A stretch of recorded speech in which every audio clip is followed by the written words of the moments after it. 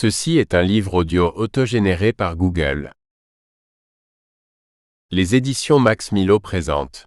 Les grandes personnes sont vraiment stupides, ce que nous apprennent les enfants en détresse. Du docteur Daniel Rousseau. Comment soigner les blessures psychiques d'un enfant maltraité? Comment redonner de la sécurité à un enfant délaissé? Comment aider un enfant et ses parents à créer un lien affectif? Comment un enfant adopté peut-il conjuguer ses vies successives? Confronté à des parents incapables d'affection, dépressifs, absents ou exclus, l'enfant peut en arriver à se replier sur lui-même, à manifester une peur panique de l'abandon, à être violent ou à ne plus pouvoir s'exprimer ni par les mots ni par les gestes. En France, plus de 300 000 enfants bénéficient d'une mesure de protection. Le docteur Daniel Rousseau, fort de son expérience dans une pouponnière de l'aide sociale à l'enfance, nous explique à travers des cas concrets comment ces enfants malmenés inventent des solutions pour survivre et grandir, parfois même sans leurs parents. Pédopsychiatre depuis 25 ans, le docteur Daniel Rousseau intervient au foyer de l'enfance du Maine-et-Loire depuis 20 ans. Il a été triple lauréat de la Fondation pour la recherche médicale, de la Fondation de France et de l'Observatoire national de l'enfance en danger pour ses travaux de recherche sur les enfants de l'aide sociale à l'enfance. Des notes et illustrations sont disponibles sur les éditions numériques et papier du livre. Terra incognita. Je suis pédopsychiatre. Depuis 20 ans, une journée par semaine, je quitte le confort tranquille de mon cabinet de consultation pour me rendre dans un foyer de l'enfance. Les très jeunes enfants en détresse qui y sont accueillis m'ont d'abord stupéfait, dérouté, puis beaucoup appris. Ils avaient tous été victimes d'actes inimaginables à la fois au regard de leur âge et par leur gravité. Tentatives d'infanticide, violences physiques et psychologiques, délaissement et abandon, abus sexuels. Les conditions de vie familiale désastreuses auxquelles ils avaient été confrontés avant leur admission assombrissaient encore le tableau. Il m'a fallu le recul de ces 20 années pour comprendre que ces situations, au-delà des limites de l'extrême, offraient un formidable éclairage sur l'être humain dans sa relation à sa progéniture, que l'on soit parent, professionnel de l'enfance ou tout simplement citoyen.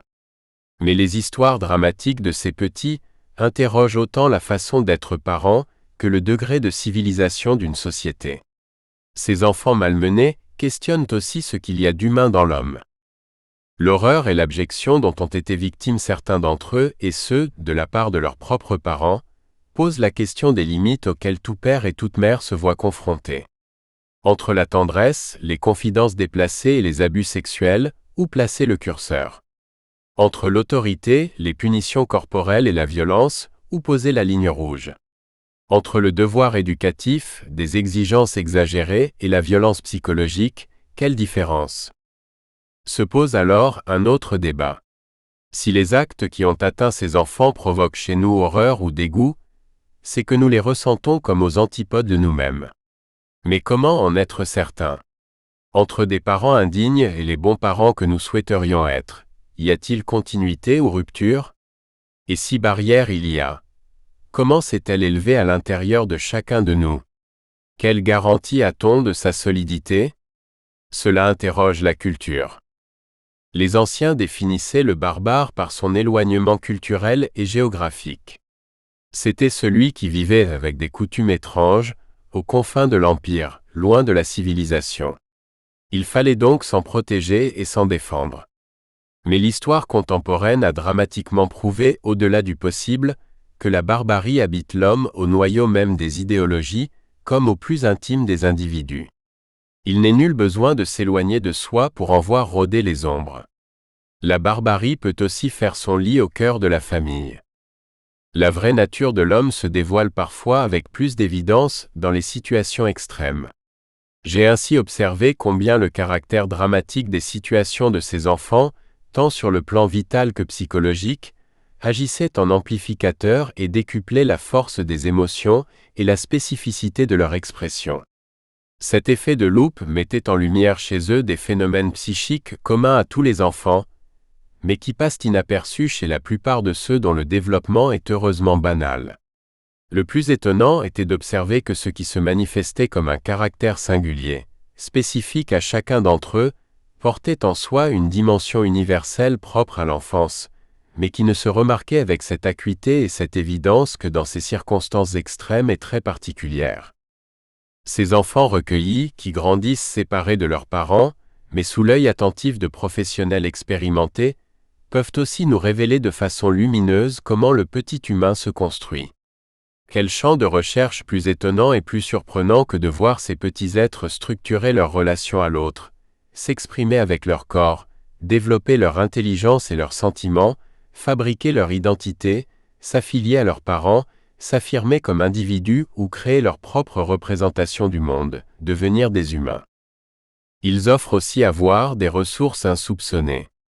Certains parviennent à évoluer par-delà leur traumatisme, à grandir malgré des parents difficiles et à retrouver confiance dans les adultes. D'autres arrivent même à développer de la compassion pour leurs parents si désespérants. C'est à ce voyage entre émerveillement et horreur que je vous invite. Les enfants qui traversent ces pages ont tous été recueillis dans une pouponnière de l'aide sociale à l'enfance. Ce sont des structures d'accueil permanent de bébés et jeunes enfants confiés au conseil général d'un département, par décision judiciaire dans la plupart des cas, et par les parents eux-mêmes dans une très faible proportion. Ces pouponnières, autrefois hôpitaux des enfants trouvés, ont été fondées par la volonté de Louis XIV afin de répondre à l'obligation pour l'État d'accueillir les enfants abandonnés, tâche que les œuvres charitables, submergées, ne parvenaient plus à remplir. Cette décision de l'État, point de départ d'un double mouvement historique, l'organisation du recueil institutionnel des nourrissons puis les recherches médicales pour leur apporter les meilleurs soins, fut initiée en France et se développa ensuite à l'identique dans toutes les grandes nations européennes puis dans le Nouveau Monde. C'est dans ces pouponnières que se sont forgées la pédiatrie et la pédopsychiatrie jusqu'au milieu du XXe siècle. En France, 300 000 enfants de moins de 20 ans bénéficient d'une mesure de protection de l'enfance, dont la moitié sont des placements. Les enfants de moins de 6 ans représentent un tiers des admissions à l'aide sociale à l'enfance. Un monde caché, dérangeant, suspect et méconnu, mais riche d'une humanité insoupçonnée. La quinzaine d'histoires qui constitue cet ouvrage n'est certainement pas exhaustive de la variété des situations rencontrées, mais permet néanmoins d'appréhender l'esprit qui anime cette pouponnière, observer ces enfants avec finesse et respect pour répondre de façon très ajustée à leurs vrais besoins affectifs et psychiques. En filigrane de ces quelques récits, transparaîtra le travail véritablement exceptionnel des auxiliaires de puériculture, des assistants ES maternels l'ES, des puéricultrices, des éducateurs et éducatrices dont les compétences et le dévouement sont remarquables. Chapitre 1. David cherche son père. Tromper un enfant sur sa filiation peut le rendre fou. Du fax de la pouponnière tombe un extrait d'état civil portant modification du nom de famille de David, 4 ans. Sa mère avait contracté un mariage blanc avec un étranger, sans doute pour des mobiles mercantiles, tout en entretenant une liaison avec celui qui deviendra le père de David. Mais à sa naissance, l'enfant portera le nom de cet étranger inconnu et ses vrais parents se sépareront rapidement. Après son divorce, sa mère entame une démarche en désaveu de paternité et David se trouve écartelé entre 3 noms de famille. Celui du père fictif, le nom de jeune fille de sa mère et le nom de son père. Ce n'est pas un scoop. La modification d'état civil était attendue et connue. Donc, un simple document administratif à archiver dans le dossier. La puéricultrice responsable du service le classe, mais décide de proposer à la mère et à l'enfant un rendez-vous avec moi et la jeune psychologue du service pour évoquer ce changement de nom. Elle m'informe rapidement de ce prochain rendez-vous, sans avoir le temps de m'en dire plus sur ce qui l'a incité à prendre cette décision. Peut-être parce qu'elle relevait du feeling, avec l'instinct que donne l'expérience, sans être tout à fait en mesure de la justifier explicitement. Le jour dit, nous nous retrouvons tous les 4 pour un rendez-vous assez convenu, afin d'informer le petit garçon de son nouveau nom, ce dont il était déjà au courant. Il est bientôt midi. La maman arrive un peu en retard, retenue à son travail s'excuse-t-elle, et chacun s'apprête à un rendez-vous assez rapide. Une simple formalité. David reste sagement sur les genoux de sa mère qui banalise l'événement. David réclamait d'ailleurs de porter le même nom que son petit frère, c'est-à-dire le nom de jeune fille de leur mère. J'en profite pour demander des informations sur le père de David, si elle a gardé le contact, si son fils l'a connu, les questions d'usage. Oui, bien sûr, même s'ils n'ont pas vécu ensemble, Jérémie, le père de David, s'en est beaucoup occupé pendant sa première année et elle le lui confiait régulièrement. Elle était mariée à l'époque, et il n'avait pas pu reconnaître l'enfant. Mais David connaît le nom et le prénom de son véritable géniteur, Jérémie Cousseau. Il vivait au domicile de ses parents dans un petit village, et elle allait souvent chez eux, avant de rencontrer son nouveau compagnon. Évidemment, ils sont restés en bons termes mais n'ont pas gardé contact pour autant. La vie quoi? David, qui jusque-là écoutait calmement, commence à s'agiter, descend des genoux de sa mère et court dans la pièce. Il demande. Comment il s'appelle? Jérémie. Jérémie Groussin? Un éducateur porte ce nom, Jérémie Rousseau? Non, Jérémie Cousseau, lui répond sa mère. David n'écoute rien, parcourt la pièce, ramasse un ours en peluche et tout en me le posant assez violemment sur les genoux, me dit. Tiens, voilà. C'est un Jérémie. Il est déjà reparti, s'excite, en trouve un autre, puis encore un autre et recommence le même manège, leur donnant chaque fois le même nom. Ensuite, dans un débordement d'agitation motrice, il attrape telle une liane une guirlande de Père Noël restée accrochée au rideau de la fenêtre, vestige oublié de récentes fêtes de fin d'année. La guirlande cède et brandissant les Pères Noël comme un étendard, il saute en tous sens. Comme un tourbillon, David fait le tour de la pièce en courant et dépose le fruit de sa razzia sur le tas de peluches que j'ai déjà sur les genoux. Cette scène de jeu verbal sur les homonymies et cette accumulation de figurines de père qu'il m'adresse est une belle mise en scène du déchaînement imaginaire qui l'envahit et mobilise toute son énergie. Quel nom mettre sur son père? Quel visage mettre sur ce nom? Je crois bien, madame, que David nous interroge et cherche à en savoir plus sur son père. Et sa mère de s'embrouiller dans des justifications fumeuses. Comme je vous le disais, nous ne nous sommes pas séparés fâchés, mais je n'ai plus aucune nouvelle de lui. Et puis il a dû changer de téléphone portable. Certainement qu'il n'a pas déménagé, mais j'ai peur d'aller là-bas à cause de ses parents qui ne m'aimaient pas. Et ils ont des chiens méchants. Finalement, elle dévoile le pot aux roses. Mon avocat m'a dit que je craignais rien parce que son père ne l'a pas reconnu. Mais j'aimerais pas qu'il ait des droits sur l'enfant. Mais elle ne va pas jusqu'à énoncer les vraies raisons de sa réticence.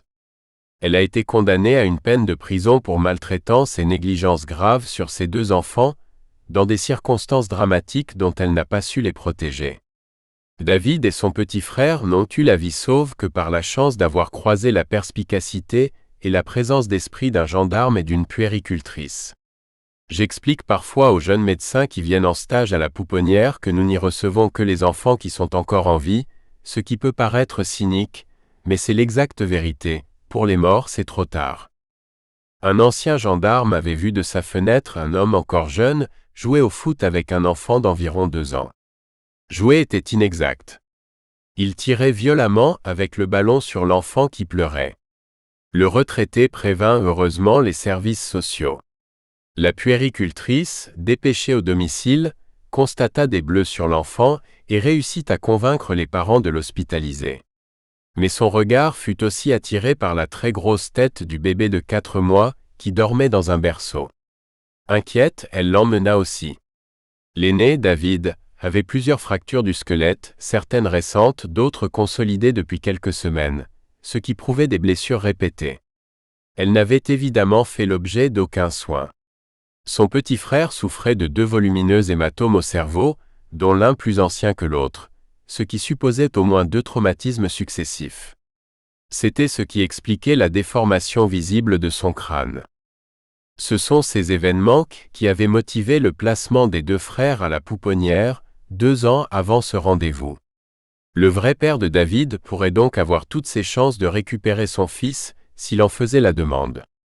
Et sa mère avait préféré conserver son fils dans l'ignorance, en lui cachant l'identité de ce père, plutôt que de risquer d'en perdre la garde. Elle avait choisi de privilégier son droit de jouissance, au sens juridique du terme, sur l'enfant, quitte à l'empêcher de connaître son père et sacrifier ainsi les besoins et les droits de son fils à son désir de possession de celui-ci. Au cours de ce rendez-vous de changement de nom, appelons-le ainsi, David, par son agitation autour de la question de la connaissance physique de son père et par son jeu vocal sur les homonymies, avait manifesté de façon extrêmement claire la recherche identitaire qui l'envahissait depuis sans doute très longtemps. Cette rencontre m'a éclairé sur une énigme qui se posait à moi chaque fois que je croisais David dans les couloirs de la pouponnière.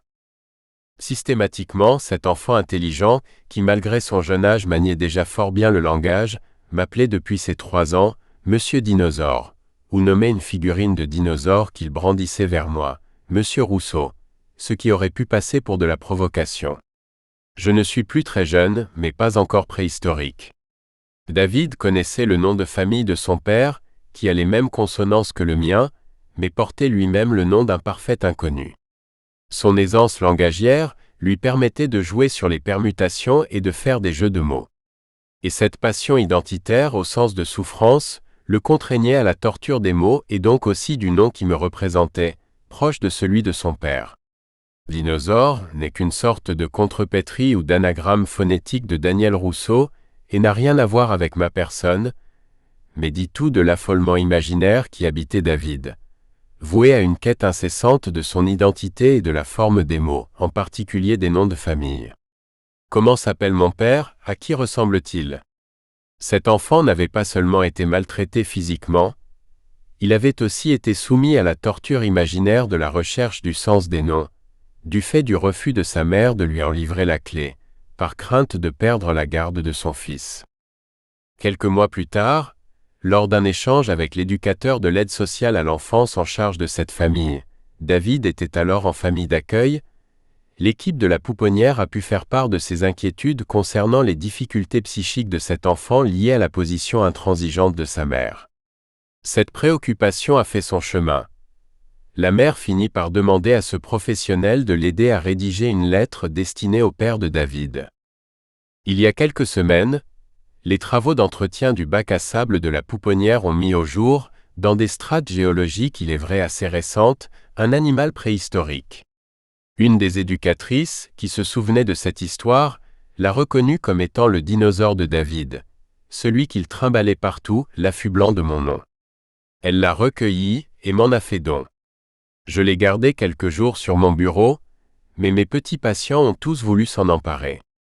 Une aussi belle pièce préhistorique n'est pas un jouet. Il trône désormais sur l'étagère de ma bibliothèque.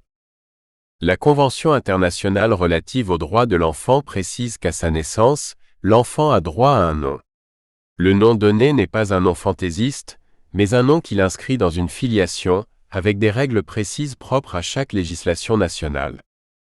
Il est parfois impossible de connaître la filiation de naissance de l'enfant, lorsqu'il a été abandonné, par exemple, et ensuite adopté.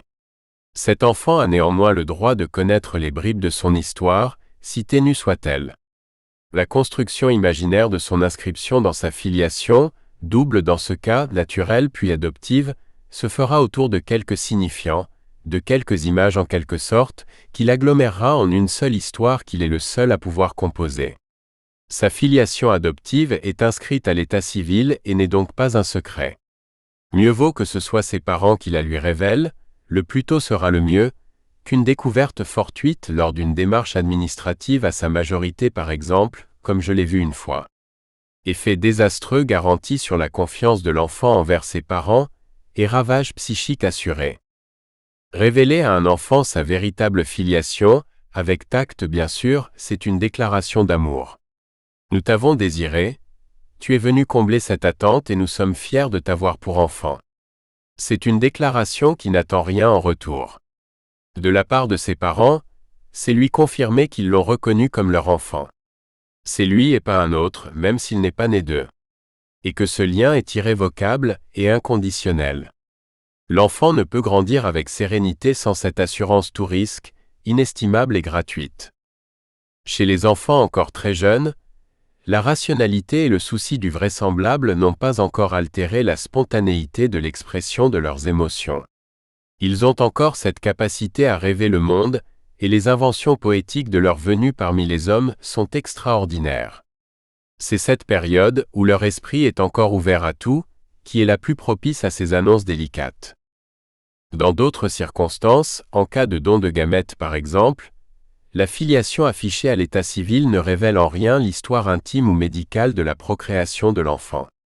Pourtant, un temps viendra où ses parents lui diront par respect pour lui qu'il a été le fruit de leur amour, mais une fructification aidée par un don. L'enfant a besoin d'avoir cette information en cas de conseil génétique ultérieur, par exemple. Mais cette information peut être assez tardive, quand la fierté et le plaisir de vivre ensemble ont tricoté des liens solides. Ce peut être dès les premières demandes d'informations techniques sur la vie sexuelle et la procréation, autour de l'âge de raison, mais bien avant le début de l'adolescence. Et nul besoin d'entrer dans des considérations de techniques médicales détaillées. L'enfant n'a pas à devoir s'identifier à une paillette de sperme ou à une éprouvette en verre, mais à se situer dans le désir que ses parents ont eu de l'accueillir.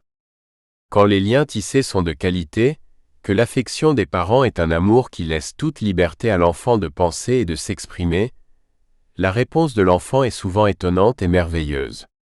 Mais elle vient plus tard, dans un impromptu émouvant sous une forme imprévisible, qui laisse les parents sans voix. Chapitre 2. Amélie. Madame le juge n'a rien entendu. Sachez écouter, un corps d'enfant, ça parle. Quand on connaît cette petite fille, on imagine bien la scène. Dialogue de sourds dans le cabinet du juge des enfants. Madame le juge demande pourtant avec gentillesse à Amélie. On m'a rapporté que tu disais partout, à ta maîtresse, dans ta famille d'accueil, à ta psychologue, que tu ne voulais plus aller en week-end chez tes parents. Est-ce que tu peux me donner ton avis là-dessus? Silence. Amélie, une jolie blondinette de 8 ans, regarde fixement et avec acuité la juge des enfants dans les yeux, l'écoutant attentivement. On s'attendrait à la voir répondre tant ses pupilles sont vives, mais elle reste muette et son visage, contrastant avec son regard aigu, est habité d'un timide sourire figé. S'il n'y avait ses yeux, son expression pourrait paraître impavide et lisse.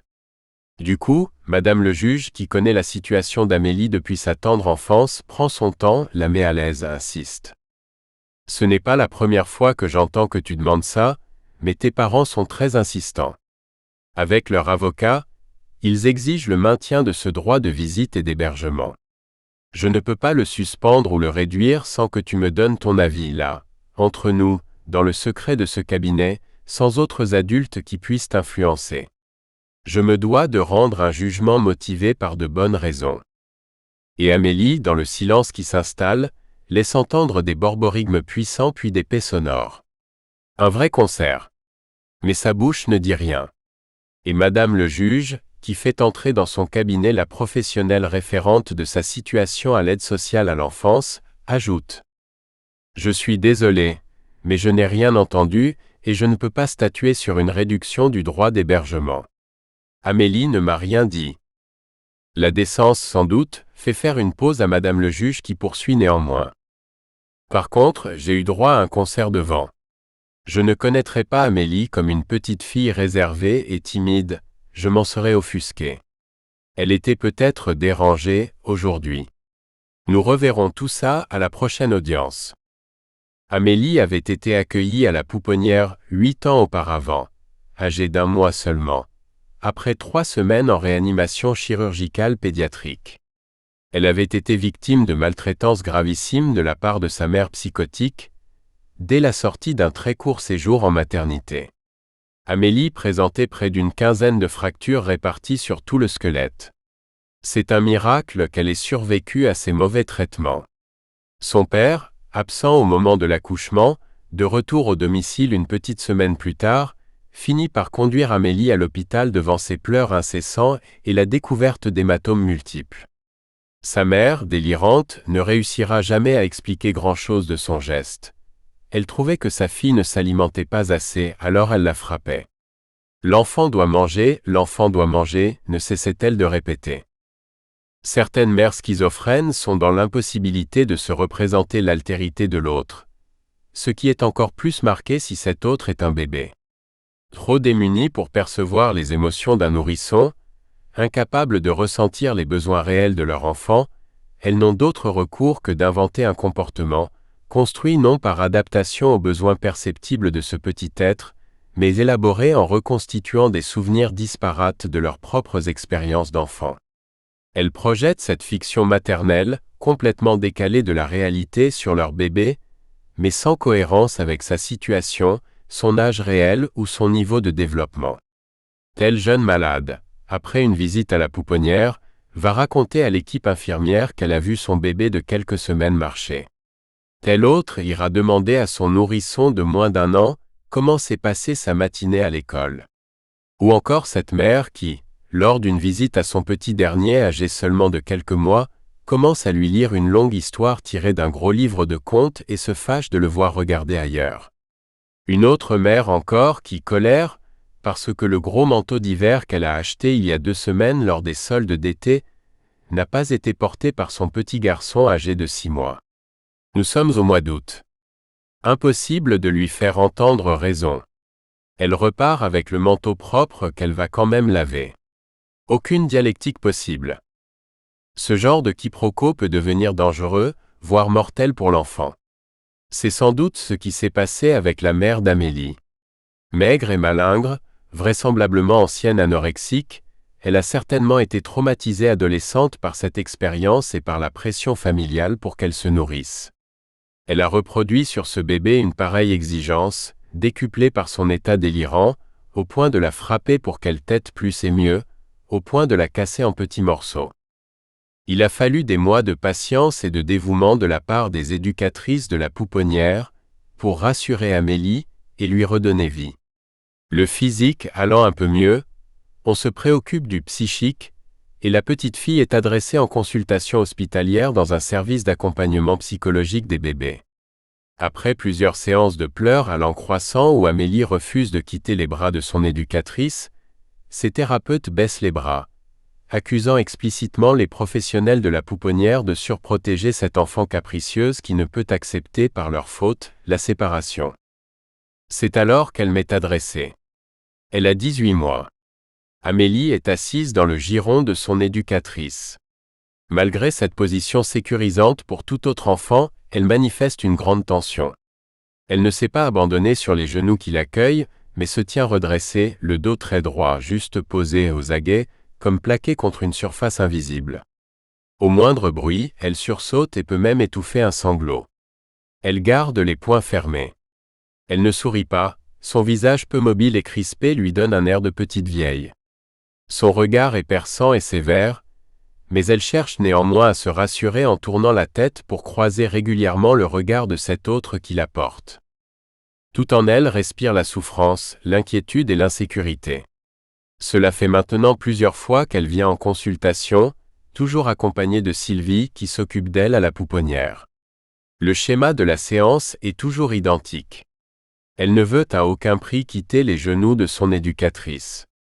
Pour ne pas la brusquer, celle-ci s'est assise sur le tapis, le dos au mur, près de l'angle de la petite pièce.